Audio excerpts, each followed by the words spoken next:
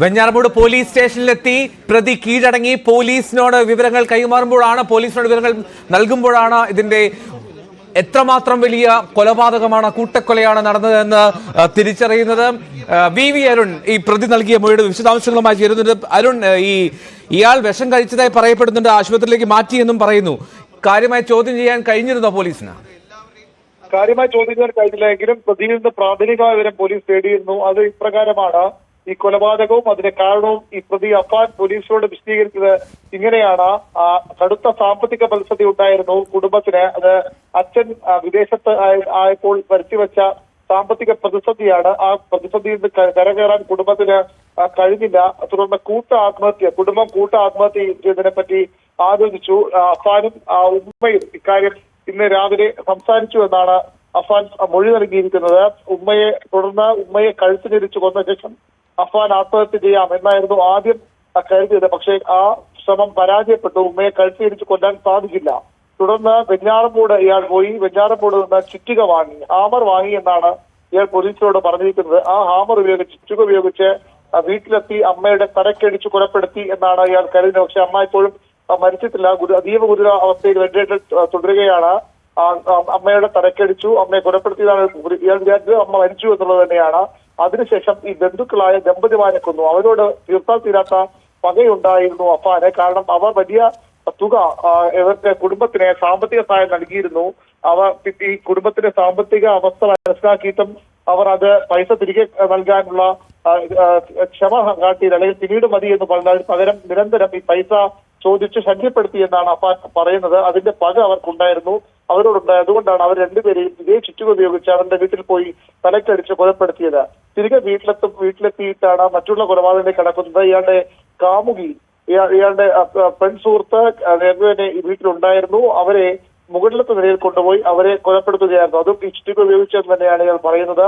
അതിനുശേഷമാണ് അനിയൻ വീട്ടിൽ വരുന്നത്. അനിയനെ ഭക്ഷണമായി കൊടുത്ത ശേഷം, അനിയൻ വെഞ്ഞാറമൂട് സ്കൂളിലെ വിദ്യാർത്ഥിയാണ്, അനിയനെ വീട്ടിനുള്ളിലേക്ക് വിളിച്ചു കൊണ്ടുപോയി അനിയനെയും കൊലപ്പെടുത്തി. അതിനുശേഷം എലിവിഷം കഴിച്ചു എന്നാണ് പ്രതി പറയുന്നത്. എലിവിഷം കഴിച്ച ശേഷമാണ് വെഞ്ഞാറമൂട് പോലീസ് സ്റ്റേഷനിൽ കീഴടങ്ങി കാര്യങ്ങൾ പോലീസിനെ അറിയിക്കുന്നത്. ഏതായാലും ഇതുവരെയുള്ള പ്രാഥമികമായി അയാൾ പറഞ്ഞ കാര്യം മാത്രമേ പോലീസിനും വിവരമുള്ളൂ. കാരണം ഇയാൾ വിഷം കഴിച്ചു എന്നുള്ളത് കൊണ്ട് തന്നെ ജീവൻ രക്ഷിക്കാനാണ് പോലീസ് ഇപ്പോൾ ശ്രമിക്കുന്നത്. ഇയാളെ മെഡിക്കൽ കോളേജ് ആശുപത്രിയിലേക്ക് മാറ്റി അവിടെ ചികിത്സ നൽകുകയാണ്. പോലീസിന് ഇയാൾ നൽകിയ മൊഴിയുടെ ഒരു സംക്ഷിപ്ത രൂപം പ്രകാരമാണ്. എഴുതോ അരുൺ, ഈ പോലീസ് ഈ മൊഴിയിൽ പൂർണ്ണമായിട്ടും അത് വിശ്വാസത്തിൽ എടുക്കുന്നുണ്ട്. പ്രത്യേകിച്ചും ആദ്യം കൊലപാതകത്തിന് ശ്രമിച്ചു, അപ്പോൾ നടന്നില്ല, എന്നിട്ട് വളരെ കൃത്യമായി പ്ലാൻ ചെയ്ത് ഹാമർ വാങ്ങിക്കൊണ്ടുവന്ന് കൊലപ്പെടുത്തി എന്നുള്ള ഈ മൊഴിയെ എത്രമാത്രം പോലീസ് വിശ്വാസത്തിൽ എടുക്കുന്നുണ്ട്? പോലീസ് ഇപ്പോൾ പൂർണ്ണമായി ഇയാൾ പറയുന്ന വിശ്വാസം എടുക്കുന്നതിനെങ്കിൽ ഇത് തന്നെയാണ് സാധ്യത എന്നാണ് ഉദ്യോഗസ്ഥരും പറയുന്നത്. കാരണം ഇയാൾ പറഞ്ഞത് മാത്രമാണ് ഇപ്പോൾ പോലീസിന് മുന്നിലുള്ളത്. മുന്നിലുള്ള തെളിവോ അല്ലെങ്കിൽ പോലീസ് വിശ്വസിക്കാവുന്ന വിവരങ്ങളോ ഇനി മറ്റൊന്ന് ഇയാളുടെ ഉമ്മയാണ് പറയേണ്ടത്. ഉമ്മ അതീവ ഗുരുതരാവസ്ഥയിലാണ്. പക്ഷേ ജീവൻ തിരിച്ചു കിട്ടുമെന്ന് പോലും ഉറപ്പുവരാൻ കഴിയാത്ത തരത്തിൽ അവർ ഗുരുതരാവസ്ഥയിലാണ്. അതുകൊണ്ട് തന്നെ ആ വഴിയും പോലീസ് ഇപ്പോൾ അടഞ്ഞിരിക്കുകയാണ്. ഇയാൾ പറയുന്നത് വിശ്വാസത്തിലെടുക്കുകയോ അല്ലെങ്കിൽ തുടർന്നുള്ള തെളിവുകളിലേക്ക് പോവുകയോ മാത്രമേ പോലീസിന് വഴിയുള്ളൂ. ഏതായാലും ഇപ്പോൾ ഇയാൾ പറയുന്നത് വിശ്വസിച്ച് തന്നെയാണ് അന്വേഷണം മുന്നോട്ട് പോകുന്നത്. മറ്റു തെളിവുകൾ പോലീസ് ശേഖരിക്കുന്നുണ്ട്. ഇവരുടെ സാമ്പത്തിക ബാധ്യതയുടെ കാരണങ്ങൾ പോലീസ് അന്വേഷിക്കുന്നുണ്ട്. ഇയാൾ പറഞ്ഞതനുസരിച്ചാണെങ്കിൽ വലിയ ബാധ്യത കുടുംബത്തിന് സാമ്പത്തികമായി ഉണ്ട്. അത് മറികടക്കാൻ തക്ക ഒരു വഴിയും കുടുംബത്തിന് മുന്നിലായിരുന്നു. അതുകൊണ്ടാണ് കൂട്ട ആത്മഹത്യ എന്ന ചിന്തയിലേക്ക് അവർ ആദ്യം പോയത്. അത് നടക്കാതെ വരുമ്പോഴാണ് ഈ കൊലപാതകത്തിലേക്ക് അഫാൻ നീങ്ങിയതെന്നാണ് ഇപ്പോൾ പോലീസിന് ലഭിച്ചിട്ടുള്ള വിവരം. ശരി, പോലീസിന് അഫാൻ നൽകിയ മൊഴിയുടെ വിശദാംശങ്ങളാണ് വി അരുൺ നൽകിയത്. ഐഷത്തുൽ ഷംന പ്രദേശത്ത് ആ സ്പോട്ടിലുണ്ട്.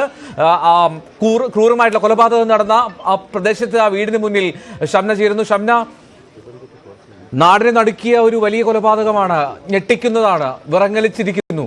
ആ പ്രദേശത്ത് ഉള്ളവർ ഈ പ്രതിയെ പറ്റി എന്താണ് പറയുന്നത്?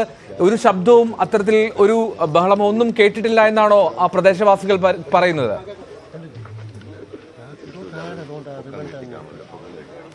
തീർച്ചയായും എൽദോ, തലസ്ഥാനത്തെ നടുക്കിയ അല്ലെങ്കിൽ കേരളത്തിന്റെ ചരിത്രത്തിൽ തന്നെ ഇത്രയും ക്രൂരമായ ഒരു കൂട്ടക്കൊലപാതകം അത് നടന്നിട്ടുണ്ടോ എന്ന് സംശയമാണ്. അത്രയധികം ഒരു വൈകുന്നേരം നാടിനെ നടുക്കിയ ഒരു കൊലപാതകം.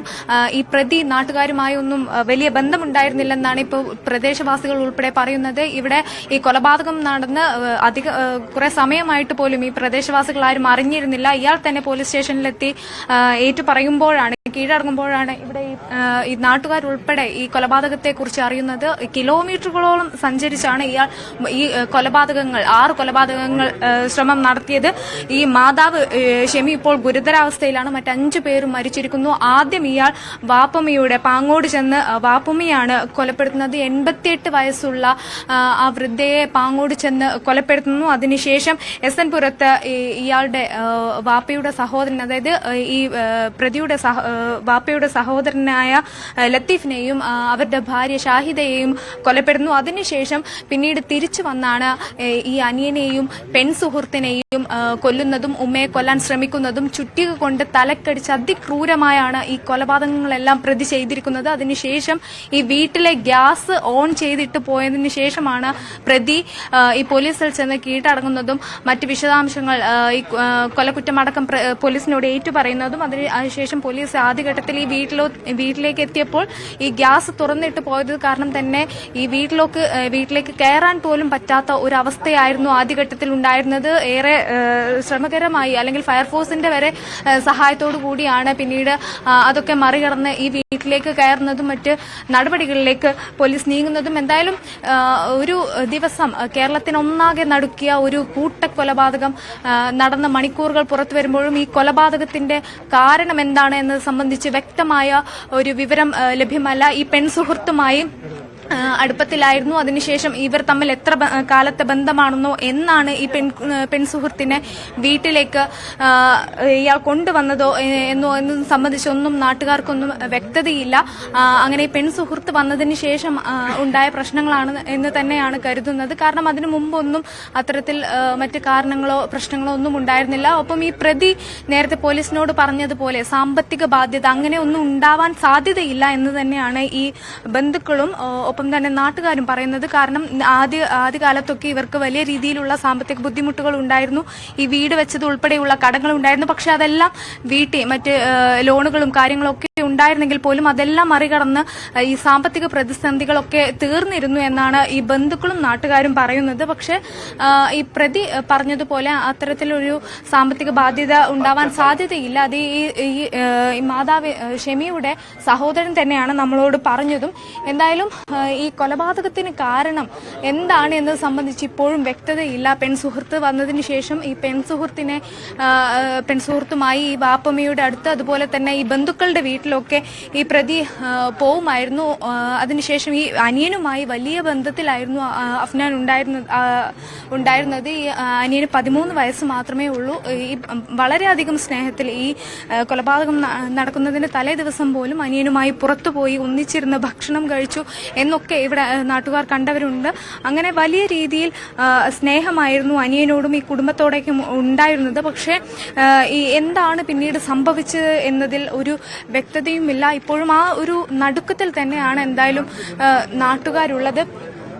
വലിയ രീതിയിൽ ഈ ഇത്രയും വലിയ ഒരു കൊലപാതകം നടന്നിട്ട് പോലും ഇവിടെ ഈ ചുറ്റുമുള്ള പ്രദേശവാസികൾ ഉൾപ്പെടെ അത് അറിഞ്ഞിരുന്നില്ല. അത്രയധികം രഹസ്യമായി തന്നെ